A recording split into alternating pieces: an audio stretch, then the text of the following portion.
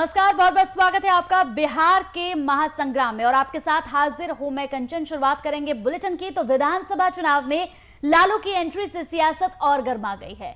विपक्षियों के निशाने पर लगातार नीतीश कुमार हैं। ताबड़तोड़ ट्वीट से यहां पर बिहार की राजनीति में एक अलग ही यहां पर खलबली मची हुई है, तो दूसरी तरफ चिराग भी दिनों दिन यहां हमलावर होते जा रहे हैं। सबके निशाने पर सिर्फ सुशासन बाबू का ही यहां पर नाम नजर आ रहा है। कांग्रेस भी पूरे जोश में है और लगातार सुशासन को कटघरे में यहां खड़ा कर रही है। साथ ही अगर बात करें जनता की तो जनता को लुभाने का सिलसिला लगातार जारी है। देखिए इस पर हमारी खास रिपोर्ट।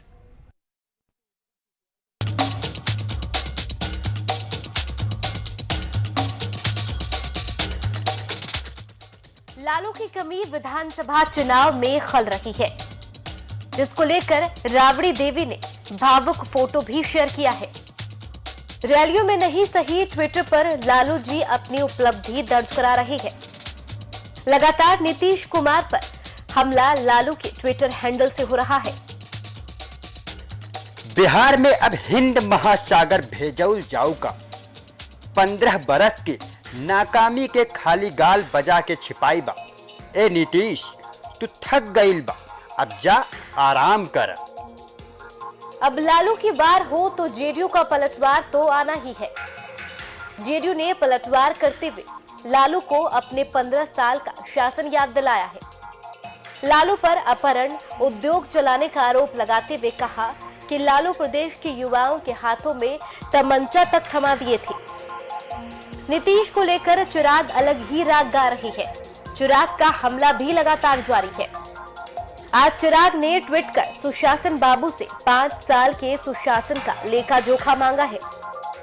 पलटवार करते हुए जेडीयू ने चिराग से 4 महीने का हिसाब मांग लिया। आदरणीय नीतीश कुमार जी के पिछले 5 साल की कार्यकाल को देखकर आने वाले 5 साल की कल्पना की जा सकती है। बिहार को अगर इस बेबसी से निकलना है तो जरूरत है कड़े कदम उठाने की। जेडीयू को दिया गया एक भी वोट कल बिहार को बर्बाद कर देगा। असंभव नीतीश।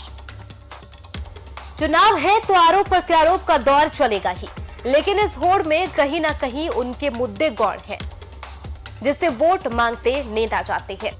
उनमें होड़ है खुद को सबसे बड़ा सेवक साबित करने का। चुनाव के बाद वही होगा जो होता आया है। कुछ नए की उम्मीद में जनता वोट देने जाएगी, अपने अपने नेता को भी चुनेगी, मगर उसी जनता को वही मिलेगा जो मिलता आया है। Bureau report, VIP news.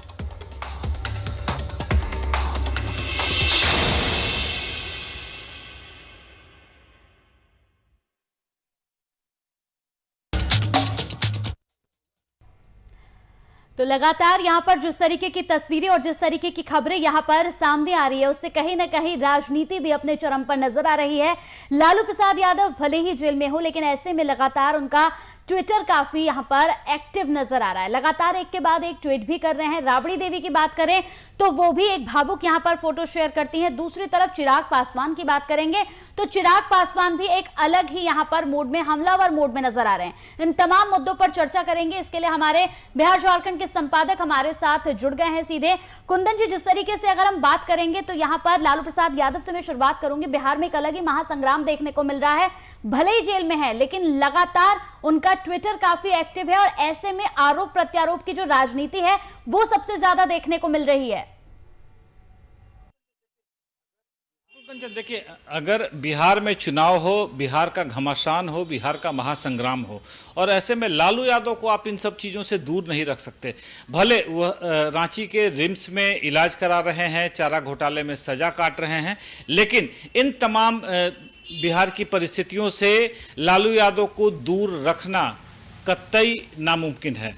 Lalu Yadav ने इसीलिए तमाम कह लें चीज़ों पे से नज़र हटाने के लिए सबसे पहले एक स्पष्ट बात कही अपने ट्विटर हैंडल के जरिए कि बिहार चुनाव के दौरान उनके ट्विटर हैंडल को उनके परिजनों और उनके मित्रों और सहयोगियों के द्वारा नियंत्रित किया जाएगा। तो एक विवाद को उन्होंने सबसे पहले दूर कर दिया और अब उसके बाद एक दनादन जिस तरीके से लालू यादव के ट्वीट आ रहे हैं, जदयू के ऊपर आक्रामक रुख अख्तियार किया हुआ है।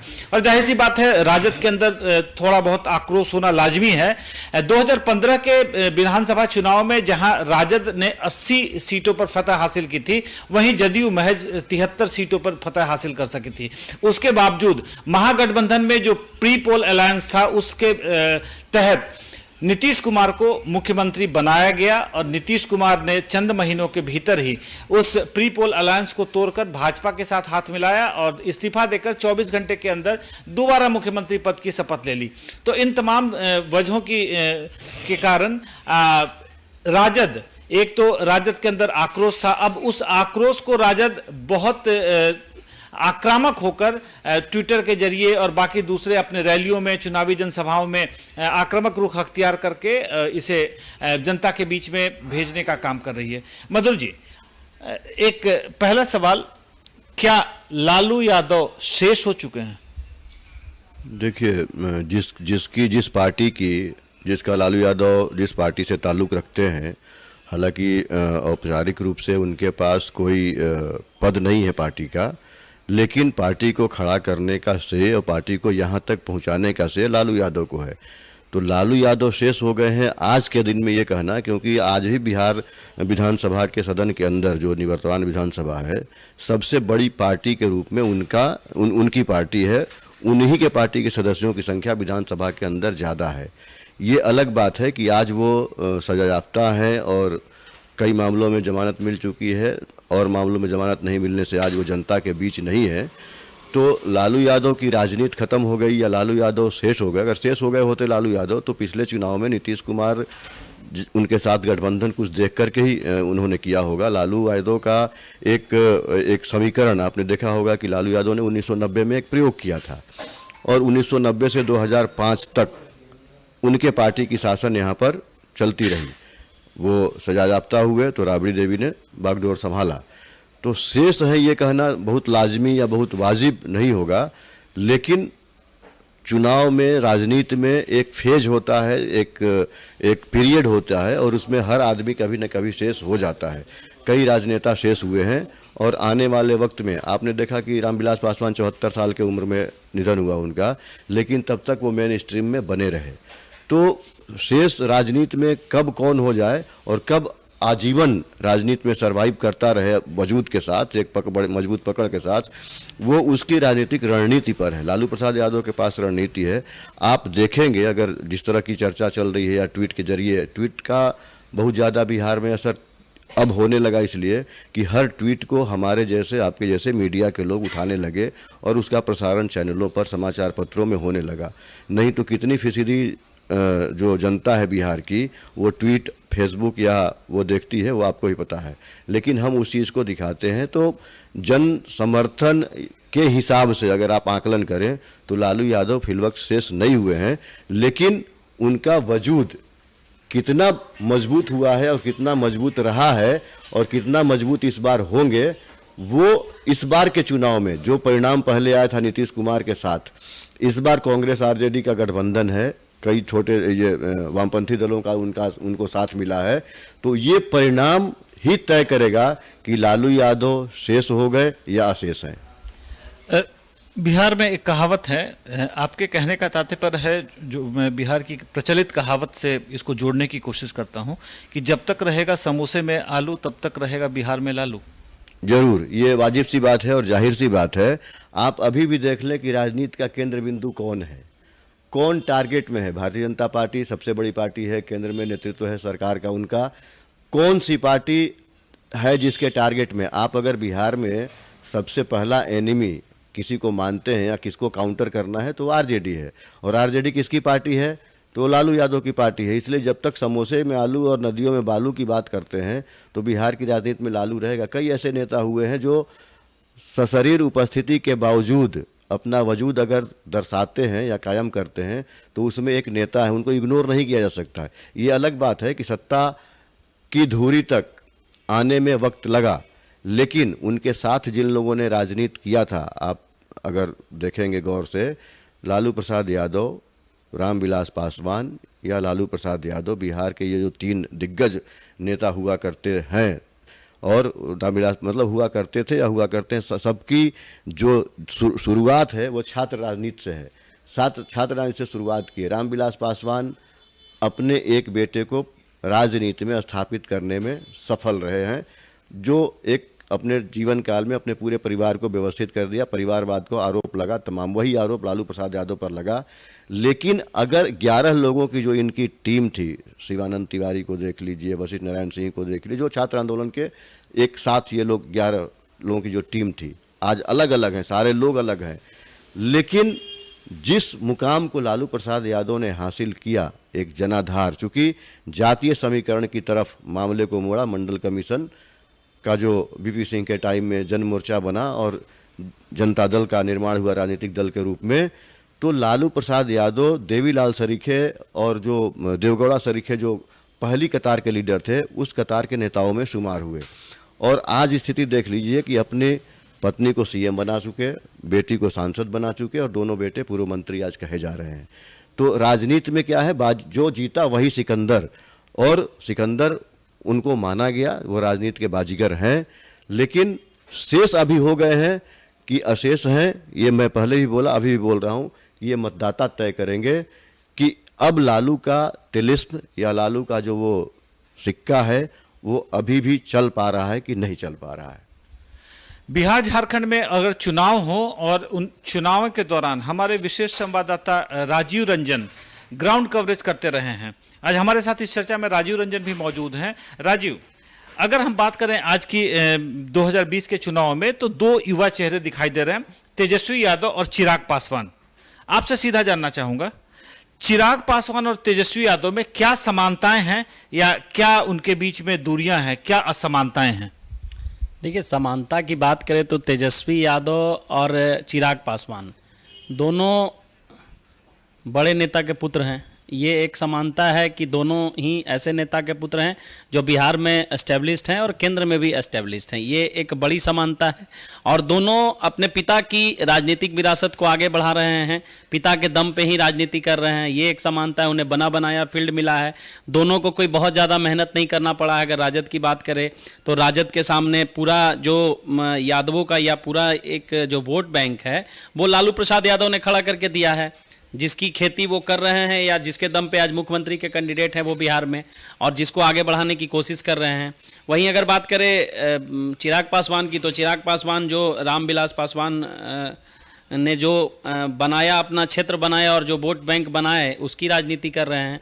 हालांकि इधर आप देखें तो बीजेपी का साथ मिला था रामविलास पासवान को, एक मजबूत साथ मिला था, लेकिन इस बार अलग है, एक नया प्रयोग करने की कोशिश कर रहे हैं। अब क्या कुछ होगा वो सफल, वो अलग बात है। लेकिन अगर समानताएं की बात करें तो दोनों में ये सबसे बड़ी समानता है कि वो दोनों एक बड़े नेता के पुत्र हैं। स्थापित जो राजनीतिक बिहार में रूप से कहें उन दोनों को मिला हुआ है एक। और असमानता की बात करें तो दोनों की अगर असमानताओं की बात करें तो थोड़ी सी असमानता है कि लालू का वोट बैंक जो है वो काफ़ी बड़ा था और एक बड़ी राजनीतिक पारी जो है लालू यादव ने जो खेली थी उसका फायदा सबसे ज़्यादा राजद को मिलेगा। और वहीं अगर तुलना करें आप लोजपा से, तो लोजपा के पास एक छोटा वोट बैंक है। हालांकि दूसरे क्षेत्रों में ये सेंधमारी लगाने की कोशिश कर रहे हैं, कितना सफल होंगे। एक युवा चेहरे के रूप में चुनाव लड़ रहे हैं तेजस्वी के साथ साथ अगर आप देखें तो चिराग पासवान भी। तो अब चिराग पासवान कितना सफल होंगे, ये एक असमानता है कि दोनों का वोट बैंक जो है और दोनों का क्षेत्र है उसमें काफ़ी अंतर है। एक सवाल, आप चूंकि जमीन से जुड़कर लोगों के बीच पहुंचते हैं, पहले सवर्णों का जो वोट होता था वो एक दल विशेष को जाता था, लेकिन अब एक ट्रेंड हुआ है कि सवर्ण तमाम दलों के साथ जुड़ रहे हैं। अगर हम सवर्णों की बात करें तो बिहार की राजनीति में ब्राह्मण, भूमिहार, राजपूत, कायस्थ, ये 4 जातियां जो हैं, यह 4 जातियां अलग अलग लोगों के साथ, अलग अलग दलों के साथ जुड़ रही है। और इन परिस्थितियों में आपको क्या लगता है, लोजपा के साथ अगर अगड़ी जाति के उम्मीदवार जुड़ते हैं तो क्या लोजपा जो एक दलित पार्टी के तौर पर स्थापित है बिहार में, उनको अगड़ी जातियों का या उस सीट पर उस उम्मीदवार को समर्थन मिलेगा? देखिए, सबसे पहले आपका सवाल था कि अगड़ी जातियां क्यों अब विभिन्न दलों की ओर जा रही हैं। कोई भी जाति हो वो किसी दल को समर्थन क्यों करती है? उनको लगता है कि अगर उस दल को समर्थन करेंगे तो वो दल के जो आका हैं या जो उस दल के मुखिया हैं वो हमारा भला करेंगे, हमारी जाति के बारे में सोचेंगे, हमारी जाति के विकास के लिए सोचेंगे और समाज में एक उचित प्रतिनिधित्व दिलाएंगे और साथ ही साथ जो आर्थिक रूप से और विभिन्न रूपों से जो पिछड़े हैं उनको ऊपर ले जाएंगे। लालू प्रसाद यादव कैसे स्थापित नेता हो गए, रामविलास पासवान कैसे स्थापित नेता हो गया, तमाम जो नेता आप देखेंगे इस तरह के जो स्थापित हुए हैं अपनी जातियों को एक उचित स्थान दिलाया है, उचित मान सम्मान दिलाया है, जिसके कारण आज वो यही हाल श्री बाबू का भी था। तो आज जो अगड़ी जातियां हैं वो दूसरे दल की ओर इसलिए देख रहे हैं। कल तक एक विशेष दल के रूप में पहले आप देखें कि कांग्रेस के साथ तमाम अगड़ी जातियां होती थी, लेकिन जब कांग्रेस ने उनके छलना शुरू कर दिया, जो आरोप लगाया जाता है विभिन्न लोगों के द्वारा कि कांग्रेस ने उनको छला, उन जातियों के बारे में नहीं सोच रही है, तो वो भाजपा की ओर गए। अब आप चिराग पासवान की बात कर रहे हैं तो आप देखें तो रामविलास पासवान शुरू से अगड़ी जातियों के समर्थन में रहे हैं। आप 10% जो आरक्षण की बात करें उसमें भी खुल के उन्होंने संसद में कहा था और लगातार आवाज़ भी उठाते रहे थे। और टिकट बंटवारे में भी देखें, आप पिछले रिकॉर्ड को भी देखें तो अगड़ी जाति के लोगों को हमेशा से टिकट में भी प्राथमिकता दी है रामविलास पासवान ने। उनके पुत्र भी उसी राह पे चल रहे हैं। तो ऐसे में अगड़ी जातियों का एक जो वोट बैंक है वो उस ओर देखता है कि कौन सा पार्टी कितना टिकट उनको दे रहा है और कौन सा पार्टी उन पे ज़्यादा मेहरबान है और उनके भविष्य के बारे में सोच रहा है। तो यही सब कारण को देखते हुए जो ऊपरी जाति के लोग हैं वो बंटते हैं और दूसरे दल की ओर अपना ठिकाना खोजते हैं। जी चलिए मधुर जी, यह माना जाता है कि बिहार, उत्तर प्रदेश, इन राज्यों में अगर चुनाव होते हैं तो कहीं ना कहीं जो आखिरी समय में मतदाता निर्धारित करते हैं कि अब हमें किस उम्मीदवार को मत अपना देना है। इन दोनों राज्यों की स्थिति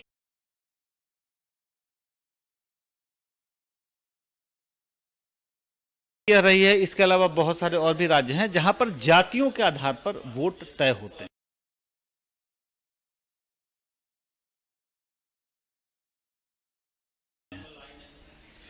शिक्षा बढ़ी, लोगों के बीच में जागरूकता फैली, अब मतदान प्रतिशत में इजाफा हो रहा है, मतदान का समय बढ़ाया जा चुका है, बूथ लोगों के घर के पास आप पहुंच चुके हैं। पहले बहुत लंबी दूरी तय करनी पड़ती थी।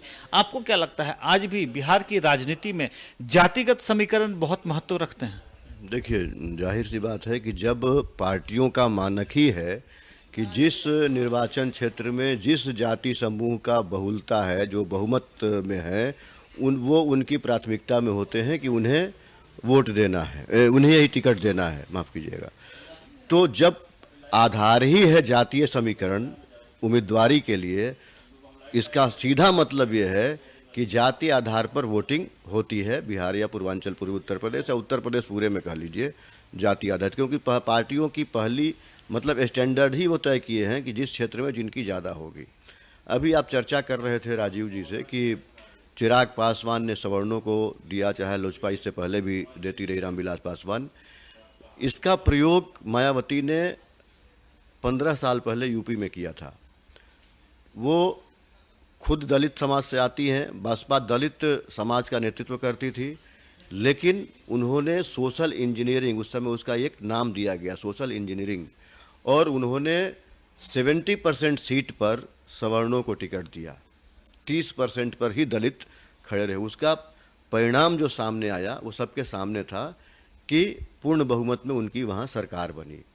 तो राजनीतिक दल जो हैं वो नए नए नित्य प्रयोग करते रहते हैं, और रामविलास पासवान या उनके बेटे या लोजपा चिराग पासवान जो इस तरह से कर रहे हैं, वो भी यही मतलब कहीं ना कहीं एक सोशल इंजीनियरिंग का पार्ट है, हिस्सा है कि अब उसमें उनका गणित क्या होता है कि अगर 10,000 दलित मतदाता हैं वहाँ, उसमें से 8,000 पे ये दावा करते हैं कि वो हमारे वोटर हैं। अब जिनका अगर जीत के लिए अब गठबंधन है, अब जीत के लिए अगर वहाँ पर सवर्ण उम्मीदवार वो देते हैं तो उसका वोट और प्लस ये वोट प्लस होकर के वो चाहते हैं कि मतलब वो हमारा उम्मीदवार वहाँ से निकल जाएगा। कई बार ये प्रयोग सफल होता है और कई बार ये प्रयोग असफल भी होता है। तो उम्मीदवार के व्यक्तित्व पर और पार्टी का जो ये आधार वोट है, आधार वोट बैंक है, उस पर पार्टी की जीत हार तय होती है। जातिगत समीकरण के आधार पर चुनाव होता है बिहार में, इस बार भी हो रहा है। और आप देख रहे होंगे कि जितने दलों के उम्मीदवार आपके सामने अब तक नाम जिनका आ चुका है, चाहे वो फर्स्ट फेज़ के उम्मीदवार हों, चाहे द्वितीय फेज़ के हों, चाहे तृतीय फेज़ के हों, सबका नाम सामने आ चुका है और किस तरह से पार्टियों ने किन किन लोगों को दिया है। 80 के दशक के पहले ये स्थिति नहीं थी। कई ऐसी जाति के लोग इस राज्य का नेतृत्व कर चुके हैं जिनका कि वोट प्रतिशत आप देखेंगे तो विधानसभा क्या ग्राम पंचायत का चुनाव वो जीतने की स्थिति में जात आधारित मतलब कास्ट बेस्ड वोट बैंक के ऊपर नहीं है, लेकिन वो यहाँ मुख्यमंत्री भी रह चुके हैं। उस तरह के जाति समाज का नेतृत्व करने वाले लोग, तब अलग धारणा थी, लेकिन अब ये जो है, और आप ये देख लें कि आपने कहा कि दल विशेष नहीं, सीधे तौर पर सवर्ण मतदाता कांग्रेस के साथ इंटैक्ट थे, दलित उनके साथ इंटैक्ट थे, मुस्लिम उनके साथ इंटैक्ट थे। नतीजा ये हुआ कि कांग्रेस ने वर्षों वर्षों तक केंद्र में और राज्य में शासन किया। और ये जातीय समीकरण जब ये छत्रप पैदा हो गए अलग अलग जाति से अलग अलग राज्यों में, तो कांग्रेस का भी तिलिस्म और कांग्रेस की वो जो बाजीगरी जादूगरी थी वो टूट गई। और कांग्रेस आज कई राज्यों में तो पूर्ण रूप से हाशिए पर चली गई। और जहाँ पर भी है कांग्रेस लीडरशिप में, मतलब अगर आप कह लें कि बिहार में ही चुनाव हो रहा है तो 243 में से मतलब राष्ट्रीय पार्टी होने के बावजूद आरजेडी से उनका मार्किंग कम यहाँ है। तभी आरजेडी जितनी सीटों पर लड़ रही चुनाव उससे कम सीटें, मतलब 70 सीटों पर ही उनको संतोष करना पड़ा है कांग्रेस को। तो वो जो कांग्रेस का हश्र इसीलिए हुआ कि जो उनके पारंपरिक वोटर थे, जो ट्रेडिशनल वोटर थे, वो वोटर शिफ्ट हुए अलग अलग पार्टियों में। सवर्ण कहीं और शिफ्ट हो गए, दलित कहीं और शिफ्ट हो गए, और मुस्लिम के लिए आपने देखा कि लालू प्रसाद ने माय समीकरण बनाया। हालांकि अब यादव भी 100% आरजेडी के साथ हैं, ऐसा कहना भी अतिशयोक्ति हो जाएगी, क्योंकि लालू प्रसाद ने खुद ऐसे कई यादव नेताओं को बढ़ा दिया, पैदा किया और बढ़ाया। आज वो उनके खिलाफ हैं। रामकृपाल यादव उनके घर से जन्म लिए, उनके घर से पैदा हुए, उन्होंने उनको राजनीति में लाया, विधान परिषद से लेकर के सांसद तक बनाया, लेकिन आज वो भारतीय जनता पार्टी के साथ हैं और मुखर विरोधी हैं। तो ये लालू प्रसाद यादव ने कई नेता, मतलब रामकृपाल यादव अकेले नहीं है, श्याम रजक को आप देख लीजिए, राम श्याम की जोड़ी थी लालू प्रसाद की, ये दोनों थे, लेकिन आज श्याम रजक भी कभी जदयू कभी आरजेडी, उनका भी ये चलता रह रहा है। तो ये राजनीति में नेतृत्व जब कमजोर पड़ता है तो उसका कुनबा बिखरता ही है। चलिए, तो राजनीति में कुनबा बिखरने की बात कर रहे हैं, और जब धरातल से वोट बैंक खिसकता है तभी शायद कुनबा बिखरता है। और यह इतिहास इस बात का गवाह रहा है। कांग्रेस के पूर्व प्रदेश अध्यक्ष अशोक चौधरी, अगर आज के तात्कालिक राजनीति की बात कर ले तो पूर्व प्रदेश अध्यक्ष अशोक चौधरी कांग्रेस छोड़कर जदयू में है, कार्यकारी अध्यक्ष बनाए गए हैं। श्याम रजक की बात हमारे वरिष्ठ संपादक मधुरशील ने कही कि श्याम रजक राजद में थे, राम श्याम की जोड़ी थी, राजद छोड़कर वह जदयू गए, जदयू से वापस राजद में वापसी कर रहे हैं। इसके अलावा कई सारे नाम हैं जिन नामों की चर्चा हम कर सकते हैं जो कुनबा बिखरने की बात हुई है। राजीव जी, एक सवाल उठता है, महागठबंधन ने तेजस्वी यादव को अपना उम्मीदवार घोषित किया है मुख्यमंत्री पद के लिए। नीतीश कुमार को मुख्यमंत्री पद का उम्मीदवार घोषित किया है एनडीए ने। तेजस्वी यादव पिछली बार भी उन्होंने चुनाव लड़ा, जीते, उप मुख्यमंत्री बनाए गए, इस बार वो मुख्यमंत्री के चेहरे के तौर पर प्रोजेक्ट किए गए हैं। नीतीश कुमार 15 वर्षों से मुख्यमंत्री उनकी सरकार चल रही है। नीतीश कुमार को क्या इतना साहस नहीं है कि वह सीधा चुनाव लड़कर विधानसभा के सदस्य बने? वह हमेशा पिछले दरवाजे से आकर मुख्यमंत्री बनने की इच्छा क्यों रखते हैं? इसके पीछे क्या उनमें आत्मविश्वास की कमी है, उन्हें अपने इलाके की जनता पर भरोसा नहीं है, या और क्या वजह है? देखिए, ये राजनीति है। अब राजनीति में क्या कदम किस रूप में उठाए जाते हैं और किस फायदे को देखकर उठाए जाते हैं, ये आरोप प्रत्यारोप की बात होते रहती है। और आपने जो सवाल उठाया, ये सवाल लगातार जो विपक्ष के लोग हैं वो भी उठाते हैं। उनका भी यही होता है कि आखिर मुख्यमंत्री हैं या फिर सुशील मोदी हैं जो उप मुख्यमंत्री हैं, भाजपा नेता हैं, वो और नीतीश कुमार क्यों नहीं चुनाव लड़ते हैं? उन्हें डर लगता है, नहीं लड़ता है? देखिए, ये कोई बहुत बड़ा वाजिब कारण नहीं है कि डर लगता है, क्योंकि कई ऐसे सीट हैं, कोई भी पार्टी का कई ऐसा सीट होता है जहां से जो जिसको सेफ सीट कहा जाता है, चाहे आप भाजपा का ले या फिर जदयू का ले या फिर कांग्रेस का ले या फिर राजद का ले, हर पार्टी में कुछ ना कुछ ऐसे सीटें होती हैं जिसे सेफ सीट कहा जाता है, जहां से आप किसी को भी खड़ा कर दे। आपको याद होगा लालू प्रसाद यादव ने कितने ऐसे लोगों को खड़ा किया है ऐसे ऐसे सीटों से जो सिर्फ राजद के नाम पे जीत गया है। भाजपा ने कई ऐसे कैंडिडेटों को खड़ा किया है, कई ऐसे कैंडिडेट हैं अभी भी भाजपा में, बिहार में भी और पूरे देश में, जहां से कोई को भी खड़ा किया जाए तो वो चुनाव जीत जाता है।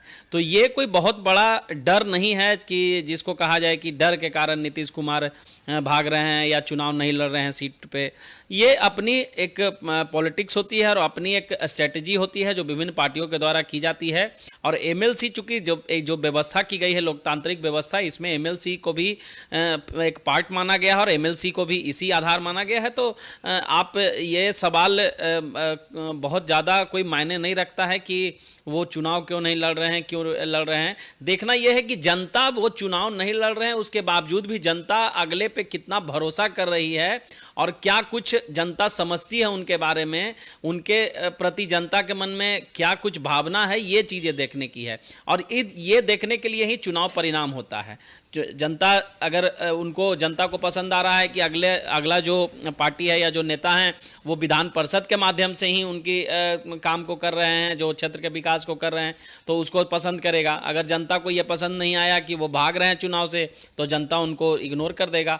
ठीक है, चलिए मान लें कि नीतीश कुमार क्षेत्र में नहीं होते हैं या किसी सीट से चुनाव नहीं लड़ते हैं, लेकिन उनके प्रत्याशी तो मैदान में आ रहे हैं। अगर जनता को ये चीज़ें पसंद नहीं आएगी तो जनता उनका बहिष्कार कर सकती है, ये तो जनता के हाथ में है। और इसी के लिए लोकतंत्र की खूबसूरती, सबसे बड़ा जो हथियार है, महापर्व है वोट, वो होता है हर 5 साल पे। इस बार भी हो रहा है। अब जनता को उनका 15 साल का साथ पसंद है या फिर लालू प्रसाद यादव के जो 15 साल के कार्यकाल थे वो पसंद था, एक बार फिर देखने को मिलेगा। हालांकि पिछले चुनाव में अगर आप देखें तो लालू प्रसाद यादव की पार्टी राजद और जदयू ने गठबंधन करके चुनाव लड़ा था और उन्हें सीटें आई थी, जनता ने उनको पसंद किया था। हालांकि नीतीश कुमार बीच रास्ते से मुड़कर फिर भाजपा की ओर आ गए क्योंकि ट्यूनिंग दोनों की नहीं मिल पाई। अब देखना है कि जनता क्या वादा खिलाफी के खिलाफ जाके वोट करती है या फिर भाजपा का जो गठबंधन है नीतीश कुमार के साथ उसको पसंद करती है। दावे दोनों तरफ से किए जा रहे हैं। अब देखना है कि जनता क्या निर्णय लेती है और जनता के निर्णय पे ही तमाम जो आकलन है वो किया जाता है राजनीतिक दल के द्वारा, राजनीतिक पार्टियों के द्वारा और नेताओं के द्वारा। जी चलिए, ये जनता का आकलन है और जनता ही हर 5 साल के बाद यह फैसला करती है कि आखिर शासन किसका होगा। और जाहिर सी बात है, जनता का फैसला, लोकतंत्र की खूबसूरती यही है कि जनता का फैसला ही सर्वोपरि होता है। आप भले 5 साल तक जनता से दूर रहें, लेकिन जब वोट का समय होता है, मतदान का समय होता है, जब जनता के चुनने का वक्त आता है, तो तमाम नेता, तमाम राजनीतिक दल और तमाम कार्यकर्ता जनता के बीच पहुंचते हैं और दुहाई देकर वोट की अपील करते हैं। मधुर जी, तेजस्वी यादव ने गया में एक चुनावी जनसभा के दौरान आज यह वादा किया है बिहार की जनता से कि अगर वह मुख्यमंत्री बन जाते हैं तो पहली कलम से, उन्होंने बहुत कैटेगरिकली यह बात कही है कि अपनी पहली कलम से वो 2 फैसले लेंगे। एक तो जो सरकारी नौकरियों का वादा उन्होंने किया है कि 5 साल में 10 लाख नौकरियां देंगे, उस नौकरी के लिए वह पहली कैबिनेट में फैसला लेंगे। और दूसरा फैसला उनका होगा कि यहाँ की महिलाओं के लिए जो पेंशन के तौर पर 400 रुपये की रकम दी जाती है, उस रकम को बढ़ा के 1000 रुपये कर दिया जाएगा और वह भी 1 से 10 तारीख के बीच में तमाम महिलाओं के अकाउंट में, खाते में सीधा ट्रांसफर हो जाएगा। क्या यह रिश्वत नहीं है मधुर जी? देखिए, चुनाव में लोक लुभावन, जनता जिस पर लुभ जाए, जनता जिस पर क्या है, सभी राजनेता जाल लेकर चुनावी मैदान में उतरे हैं, वो जाल फेंकते हैं और इसी तरह के वायदे करते हैं। अब उस जाल में, उन नेताओं के जाल में अगर जनता फंस गई तो फंस गई, लेकिन बिहार की जनता इतनी मूर्ख नहीं है। इस तरह के वायदे सुनते सुनते जनता भी अब आज ही जा चुकी है, सीधे तौर पर आप कह लें तो, क्योंकि वायदे तो नेता करते ही रहते हैं। चुनाव के दौरान नेताओं का वादा करना लाजमी है, क्योंकि उनके पास जनता के सामने जाने का एजेंडा क्या है। ठीक, मधुर जी, मैं आपको बीच में रोक रहा हूं। हम अब सीधा चलेंगे अपने सहयोगी सागर मिश्रा के साथ और उनके साथ जुड़े हुए हैं जाप सुप्रीमो पप्पू यादव, और देखते हैं हमारे सहयोगी सागर मिश्रा जाप सुप्रीमो को किस तरीके से जनता के बीच में जो वायदे लेकर वह जा रहे हैं, उन वायदों पर उनसे क्या राय रखवा पाते हैं और जनता के लिए क्या संदेश निकाल कर आ पाते हैं। सागर।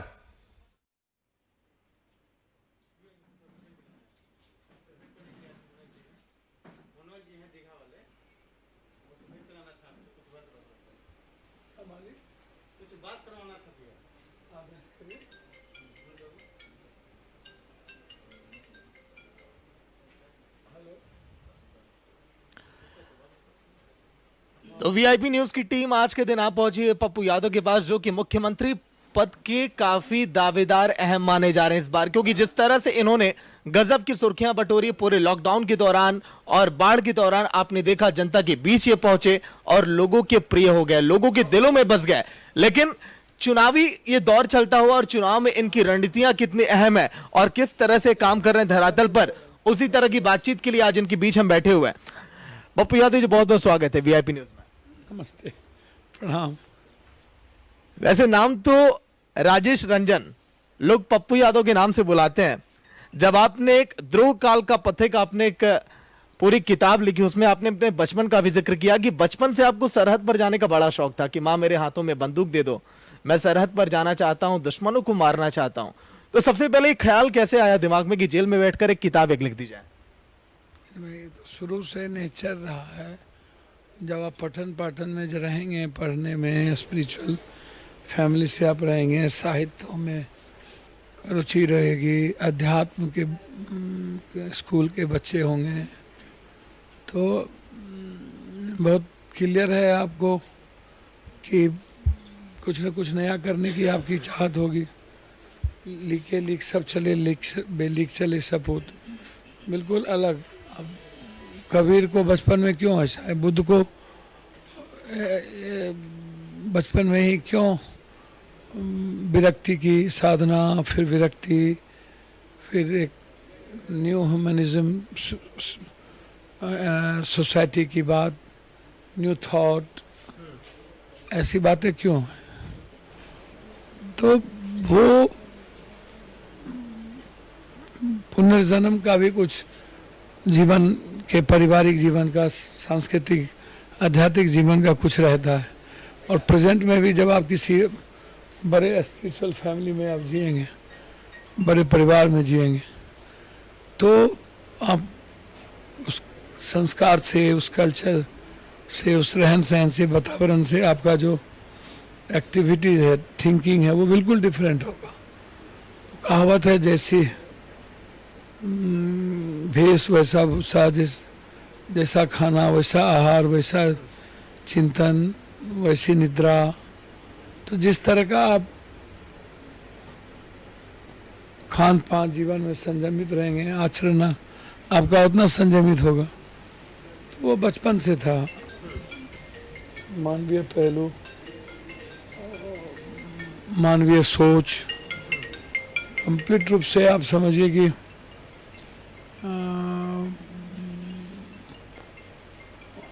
नाम कमाने की ख्वाहिश बचपन से ही आपके जहन में थी? नहीं, बचपन में नाम कमाने का क्या ख्वाहिश हो जाएगा। 6 क्लास 7 क्लास में स्पिरिचुअल फैमिली रहे, आनंद मार्ग साधना अध्यात्म के परिवेश में जीवन जिए, वहीं से दादा का शिव भक्त होना, माँ बाप का आनंद मार्ग की आइडियोलॉजी और फिलॉसफी से प्रभावित रहना, संगीत, प्रभात संगीत, ऐसी चीज़ों से देखते रहना, साधना शुरू बचपन से ही, साधना की प्रक्रिया शुरू हो जाना। तो ये मानवीय जो दृष्टि है, जो उच्च मूल्यों के साथ जीने की जो वे था, नैतिक आचरण जो था, वो शुरू से रहा, बच्चे से रहा। तो दर्शकों, लाइव आप देख रहे हैं पप्पू यादव को, जो कि फिलहाल मुख्यमंत्री पद के अहम दावेदार हैं। लॉकडाउन के दौरान तो आपने बहुत देखा, बाढ़ के दौरान लोगों की मदद इन्होंने की। ध्यान से इनकी बातों को सुनिएगा, क्योंकि आने वाले समय में आपके मुख्यमंत्री भी हो सकते हैं। सवाल अब थोड़े तीखे भी होंगे, थोड़े सरल भी होंगे, थोड़े संजीदा भी होंगे और सवाल तमाम होंगे आपसे। चिराग पासवान को लेकर आप कई तरह की बातें कह रहे हैं, लेकिन जो चिराग प्रेम आज के दिन आपकी प्रेस कॉन्फ्रेंस में दिखाई दिया चिराग पासवान के लिए, क्या आने वाले समय में उनको आप जोड़ना चाहते हैं क्या अपने साथ? नहीं, जोड़ना चाहते हैं, जुड़े हैं हम लोग, पारिवारिक जुड़े हैं।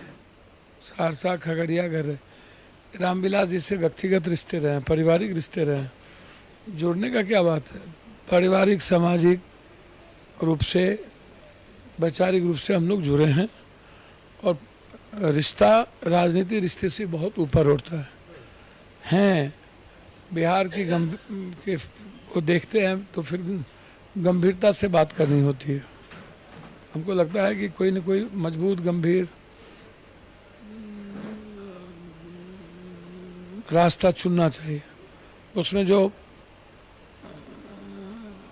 बिहार के नवनिर्माण की चर्चा, बिहार को बनाने की चर्चा जो लोग भी करें, चाहे वो चिराग जी हों, प्रशांत जी हों, कन्हैया जी, जो लोग भी करें, उनसे वैचारिक रिश्ता, पारिवारिक रिश्ता मेंटेन रहना चाहिए। और चिराग जी के प्रति मेरा व्यक्तिगत रिश्ता जीवन भर रहेगा। रामविलास जी नहीं रहे, अत्यधिक पीड़ा भी देती है।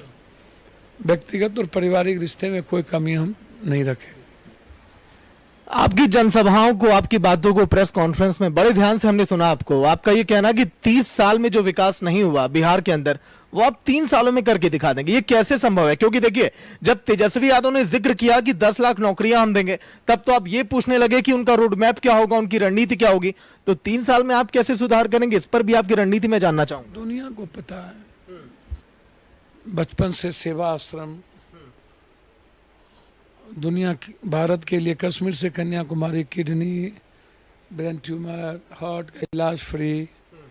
एमएलए 90 में बने, 5 बार एमपी बने, अवार्डेड सांसद, अवार्डेड क्वेश्चन में सांसद। और अस्पताल एजुकेशन को लेकर के बहुत लंबी लड़ाई कि व्यापारीकरण इसका नहीं होना चाहिए, सरकार इसको प्रेजेंट करे। सरकार की रोलिंग में एजुकेशन और हेल्थ गरीबी का सबसे मुख्य फोकस है, शोषण का वे है। जन्म से मरण तक हेल्थ की आवश्यकता होती है और जीवन के विकास के लिए, और उसको भी आप व्यवसायीकरण कर देंगे और उसका पूरा आधार पूंजी वाद व्यवस्थाओं में उलझा देंगे, तो फिर जो 80-90% कॉमन लोग हैं, मिडिल क्लास के लोग हैं, वो बहुत तरक्की नहीं कर पाएगा। तो इसीलिए साफ शब्दों में शुरू से रहा है, हर मोड़ पर, हर मुद्दों पर, जीवन की छोटी से छोटी घटना में पप्पू यादव। मैं किसी के बारे में क्यों बोलूं? क्योंकि लोगों ने उनको देखा है। यहाँ तो बिना एमपी एमएलए के आप देश के किसी नहीं, आप लगातार अब जिक्र कर रहे हैं कि आप लोगों के बीच आप जाते हैं, मुलाकात करते हैं, हर एक सुख दुख में उनके साथ आप शामिल होते हैं।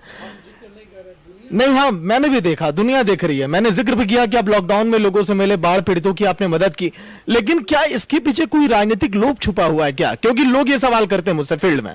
आपसे कुछ नहीं करते हैं सवाल। आप मिलिएगा पॉजिटिव से, आप पॉजिटिव से गले मिलिएगा जाके। बिल्कुल मिलूंगा मैं। आपको कह दे ये पॉजिटिव है तो मिल लीजिएगा।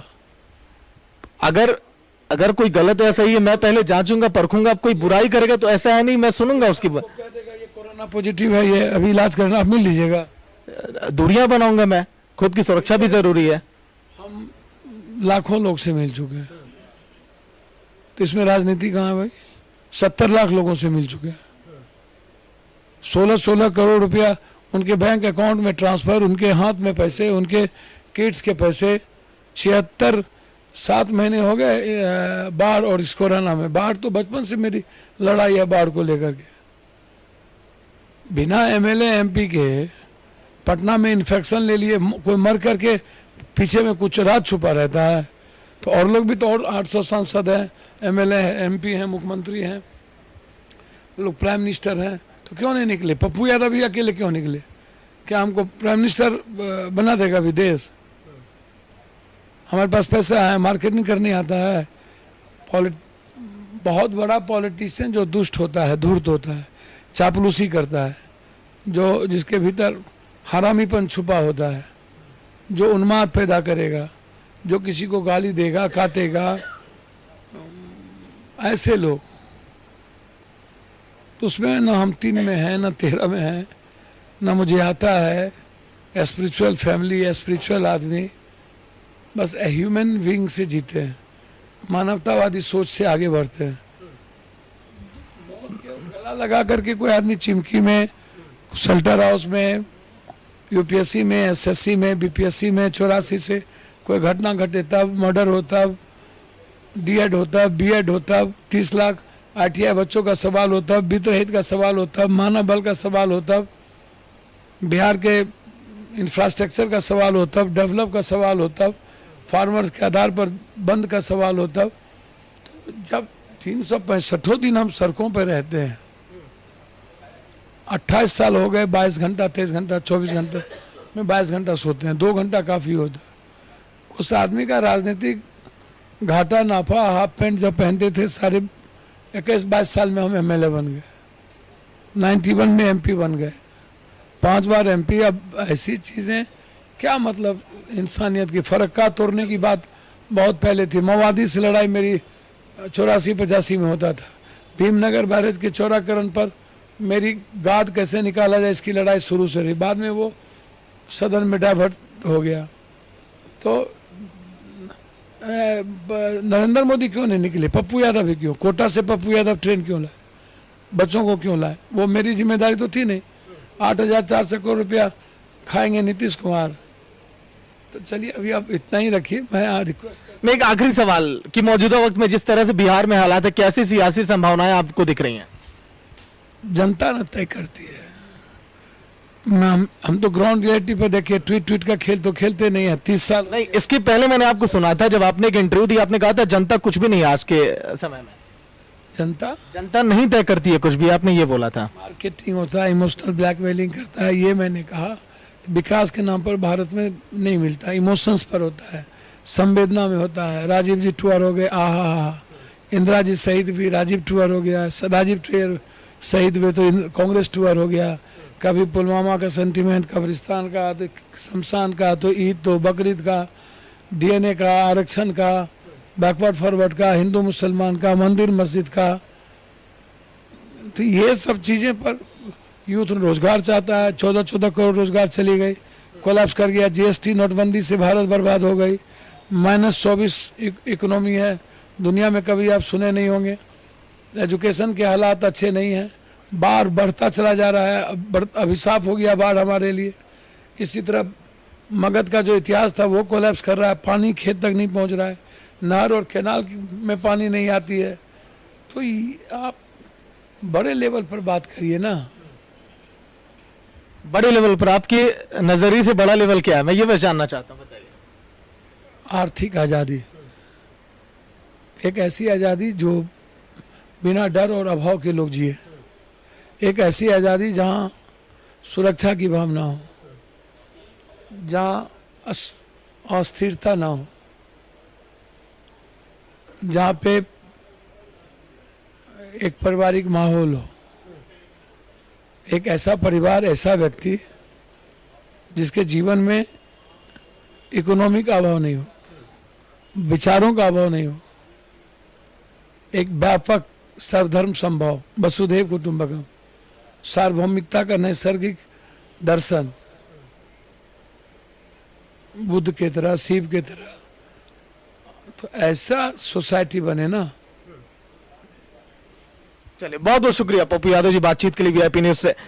चलिए राज, ट्राइपॉड से कैमरा निकालिए, थोड़ा नजारा भी मैं दिखा दूं, और शशांक और जो मेरे सहयोगी हैं उनको भी मैं बुलाना चाहूंगा। एक बार पार्टी कार्यालय का नजारा दिखा दूं, क्योंकि यहीं से आज के दिन आप प्रेस कॉन्फ्रेंस लाइव आप देख रहे थे टीवी स्क्रीन पर, और पूरा देश आज के दिन देखा वीआईपी न्यूज। तैयारियां जोरों पर, और अभी भी देखिए लोगों का यहां पर तांता लगा हुआ है। लोग मिलना चाहते हैं पप्पू यादव जी से, क्योंकि एक ऐसी हस्ती जिन्होंने सुर्खियां गजब की बटोरी हैं, पूरे बिहार ही नहीं बल्कि पूरे देश में लोग जानने लगे इस नाम को। एक ऐसी शख्सियत, शशांक जी भी मेरे साथ हैं और मेरे साथ अजय जी भी जुड़ेंगे, उनसे भी हम आज के दिन बातचीत करेंगे। ये नजारा आप देखिए, आज के दिन यहीं से प्रेस कॉन्फ्रेंस आप देख रहे थे। आइएगा राज, शशांक क्या लग रहा है? 10 लाख नौकरियां देंगे, लेकिन नीतीश के भी वादे तमाम है मौजूदा समय में। कि एक बार मुझे मौका फिर से मिला तो और बेहतर काम हम करेंगे। लेकिन वहीं पप्पू यादव जी कहते हैं कि आप लोग कितना भी विकास करिए, 30 सालों तक आपने काम किया, मैं उन सभी कामों को दरकिनार कर दूंगा केवल 3 सालों में। देखिए, पप्पू यादव की राजनीति इन दोनों की राजनीति से कुछ इतर है। बीते कुछ दिनों में अगर देखा जाए तो पप्पू यादव ने ऐसे कई काम किए हैं जो एक जनता के बीच में पेनिट्रेट करने के लिए काफ़ी होता है। जैसे पिछले दिनों मैंने कोसी में काम किया है, मैं सहरसा, मधेपुरा, सुपौल में मैंने काम किया, फ्लड रीजन में मैंने काम किया है। तो बाढ़ के समय पप्पू यादव जब सुपौल से निकलते हैं, सहरसा के महिषी, नौहट्टा, सिमरी, बख्तियारपुर, सलखुआ और उसके बाद आलमनगर और चौसा, तो उन इलाकों में जब वो पब्लिक के बीच में दूर ऐसे सुदूर क्षेत्रों में जाते हैं जहां आमतौर पर नेताओं को पता भी नहीं होता है, जो हवाई नेता होते हैं, तो ऐसे इलाकों में जाकर लोगों के बीच में काम करते हैं, तो उनका एक नज़रिया लोगों के प्रति एक अलग है, डेवलपमेंट की थ्योरी अलग है इनकी। तो सबके अपने अपने विकास की एक परिभाषा होती है। पप्पू यादव की विकास की परिभाषा आम लोगों के बीच में जाने वाली है। पप्पू यादव ने तमाम ऐसे काम किए हैं। पिछले साल जब ये बातें होती थी, जब वो रूरल एरिया में काम करते थे कि रूरल एरिया में अपने लोगों के बीच जाते हैं, बाढ़ के बीच में जाते हैं, लेकिन पिछले साल पटना में जब जल जमाव हुआ, एक मेजर वाटर लॉगिंग हुई पटना में, उस वक्त पप्पू यादव ने लोगों के बीच में काफ़ी काम किया, लोगों के बीच में बने रहें, पानी में रहें, तो एक अच्छा मैसेज गया है। लेकिन सबसे बड़ी दिक्कत ये होती है कि जब चुनाव होते हैं तो पोलराइजेशन हो जाता है दो बड़ी गठबंधनों के बीच में या दो बड़े पार्टियों के बीच में। ऐसे में ऐसे नेताओं की बात को पब्लिक सुन तो रही है, लेकिन वोटों में कितना कन्वर्ट करती है, क्योंकि सत्ता आती है वोटों से। जब आपके विधायक चुन के जाएंगे, आपकी बातें होंगी, तो पब्लिक में इनकी इमेज या इनके काम को तो लोग सराह रहे हैं, लेकिन वो वोट में और सीटों में कितना तब्दील हो पाता है। सरकार तो वोटों से बनेगी और अंक गणित से बनेगी, सरकार लोगों के दिल में कितनी जगह है उससे लोकतंत्र में नहीं बनती है। मैंने सियासी माहौल का जिक्र किया था अभी पप्पू यादव जी से भी। देखिए, मौजूदा वक्त में चुनाव है और गर्मियां तो जायज हैं, ऐसे वक्त पे अगर सियासी माहौल अगर गर्म ना हो तो फिर क्या कहना। और वैसे भी बिहार की सियासत ये तो केंद्र है, सभी की नजर इस पर है कि आखिर मुख्यमंत्री बनेगा कौन, क्योंकि 6 बड़े ऐसे चेहरे हैं दिग्गज जो मुख्यमंत्री बन सकते हैं और मुख्यमंत्री पद के दावेदार भी हैं। खुलकर वो मंच पर ये कहते हैं। सभी पार्टियों की तरफ से घोषणा पत्र, बड़ी बड़ी बातें, लेकिन उन सभी वादों को एक तरफ से कह देना कि पप्पू यादव जी का कि हम आएंगे, बिजनेसमैन को टैक्स नहीं देना पड़ेगा, महिलाएं यहां पर सुरक्षित होंगी। पप्पू यादव ने उन मुद्दों को देखिए पकड़ा है जहां पर अन्य सरकारें जिक्र नहीं कर रही हैं। नीतीश कुमार ने जिक्र नहीं किया, महागठबंधन ने उसका जिक्र नहीं किया। आपको क्या नजर आता है इसमें? देखिए, दुर्भाग्य है कि कुछ ऐसी बातें हैं जो मेन स्ट्रीम जो पॉलिटिक्स है उसमें लोग डिस्कस नहीं करते हैं, खास करके वो बड़े नेता जिनके बारे में बड़े बड़े दाव लगे हुए हैं। नीतीश कुमार हैं, तेजस्वी यादव हैं, लालू यादव हैं। खैर, लालू यादव तो मुख्यमंत्री बनेंगे नहीं। तो इन सब नेताओं के द्वारा जो इश्यूज उठाए जाते हैं वो बाइपोलराइज्ड हो जाते हैं, जैसा शशांक ने कहा कि वो बाइपोलराइज्ड हो जाते हैं। ऐसे में इन सबों के द्वारा उठाए गए इश्यूज का महत्व चुनाव के समय आते आते तक फिर वही बाइपोलराइजेशन पे आ जाता है। यहाँ अगर मल्टी पार्टी सिस्टम है तो मल्टी जो थ्योरीज हैं उन सबको स्थान मिलना चाहिए। ठीक है, ये 2-4 सीटें जीतेंगे, 10 सीटें जीतेंगे, ये तो वक्त बताएगा, लेकिन सबसे इंपॉर्टेंट होता है क्या ये इंपॉर्टेंट रोल प्ले करेंगे सत्ता में, ये सबसे इंपॉर्टेंट हो जाता है। और सत्ता में इनकी भागीदारी कितनी होगी, ये उससे बड़ी बात हो जाती है। और सत्ता में भागीदारी जब तक नहीं होगी, इनके विचारधाराओं का या ये जो चाहते हैं समाज में बदलाव के लिए, वो क्या होगा। मैंने देखा है खुद अपनी आंखों से, जब ये ट्रैक्टर पे राजेंद्र नगर स्टेशन के पास जो ओवरब्रिज था, मैंने वहाँ पे सुशील मोदी को भी देखा है, हाफ पैंट में अपनी पत्नी के साथ और लगेज लेकर के। मैंने उनको भी देखा है, अपनी आंखों से देखा है, सामने कवरेज कर रहे थे, इतने कमर तक पानी हुआ करता था, सड़ांध होता था। और ये गंगा का पानी नहीं था, बाढ़ का पानी नहीं था, बल्कि जमे हुए पानी, जो बारिश की वजह से नालियों की सफाई अच्छी नहीं हुई थी तो वो पानी जम गया था। और ये व्यक्ति खुद घूम घूम करके ये चीज़ें कर रहा था। तो जाहिर सी बात है ये लोकल मुद्दे हैं, ये राष्ट्रवाद के मुद्दे से थोड़े से अलग हैं, क्योंकि जहाँ हम रहते हैं वहाँ पे क्या झेलते हैं ये इंपॉर्टेंट होता है। और वहाँ मैंने देखा इनको सड़क पे घूमते हुए, तो मुझे बड़ा आश्चर्य हुआ था। उस समय सोचा था कि क्या इनका कोई कैंडिडेट भविष्य में यहाँ विधानसभा चुनाव के लिए खड़ा होता है तो क्या जीत पाएगा। मैंने बहुत ही ईमानदारी से चीज़ को खोजा, मुझे लगा कि शायद नहीं। क्यों नहीं भाई, जैसे ये चुनाव आएगा, पप्पू यादव जी को भी पता है, जैसे चुनाव आएगा लोग ये जो बाइपोलराइजेशन है उसमें इश्यूज हो जाएंगे कास्टिज्म की। लोग ये समझेंगे पप्पू यादव तो अकेले सरकार बना नहीं सकते, तो इनकी पार्टी के विधायक को हम वोट, जो प्रत्याशी उनको विधायक क्यों बनाएं। तो ऐसी कई ऐसी बातें आती हैं जहाँ से फिर वही होने वाला है, इनके किए कराए का कितना फल जनता देगी। हो सकता है 5,000 10,000 वोट इनके जो प्रत्याशी उनको मिल जाए, लेकिन इनके इश्यूज जो है वहाँ पे पहुँचेंगे विधानसभा में, थोड़ा संदेह हो जाता है। डर इसी बात का होता है कि ऐसे विचारों को जगह मिल पाएगा या नहीं, संदेह होता है। आज कैमरे से हटकर जब हम और आप मिठाई खा रहे थे, आपने कहा चलो सागर बिहार की प्रसिद्ध मिठाई खाते हैं, तो आपने चर्चा किया, हमने भी उस पर जिक्र किया कि चिराग प्रेम बहुत आजकल दिखाई दे रहा है सभी नेताओं में।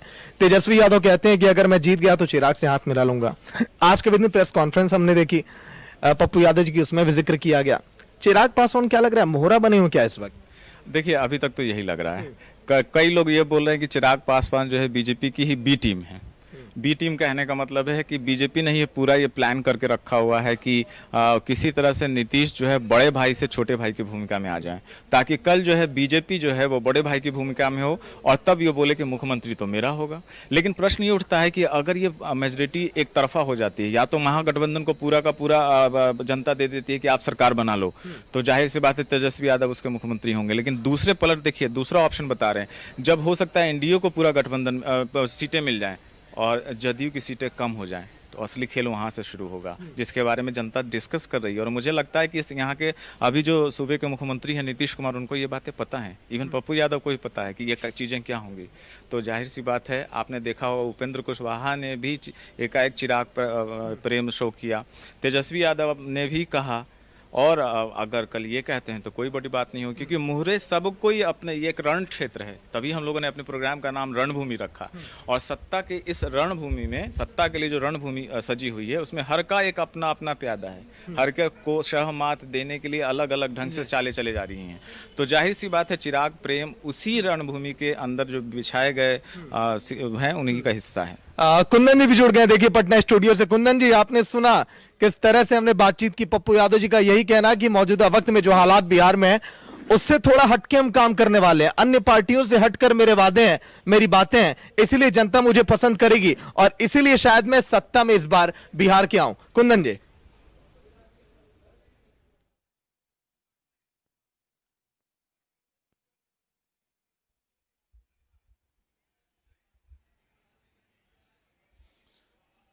चलिए, तो धन्यवाद सागर। आपने जिस तरीके से पप्पू यादव से उनके अंतर्मन की बातों पर चर्चा की है, और जाहिर सी बात है पप्पू यादव ने चलते चलते एक राजनीति का संदेश देने की कोशिश की है कि आप काम कुछ भी कर लो, आखिर समय में जनता जब वोट देने निकलती है तो जनता संवेदनाओं में, वेदनाओं में, भावनाओं में बह जाती है। करगिल याद आ जाता है, बाकी दूसरी चीज़ें याद आ जाती हैं, राम मंदिर याद आ जाता है, धारा 370 की याद आ जाती है। जाहिर सी बात है, यह वोट का मौसम है साहब, और वोट के मौसम में जनता भगवान सरीखी हो जाती है। और ऐसे मौके पर वीआईपी न्यूज के तरफ से जनता की बात हम आपको बताते चल रहे हैं। एक बगल में रोटियां,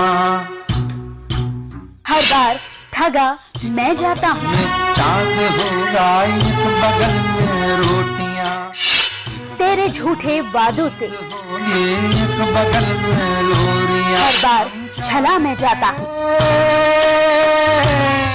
मैं तुमको चुनूं या तुमको, पे रोटी की चादर डाल कर, तुम सब तो एक जैसे हो। हर बार नया वादा करके लोरी कल सुनाने आएंगे, फिर उसे भूल जाते हो। कल सुनाने आएंगे, एक बगल में तुम आम से खास होते गए, बगल में रोटियां, एक बगल में मैं आज भी एक प्रवासी हूँ। लोरियां, हम चांद पे, हाँ, मैं आम जनता हूँ। हम चांद पे रोटी की चादर डाल, हर बार ठगा मैं जाता हूँ। और नींद से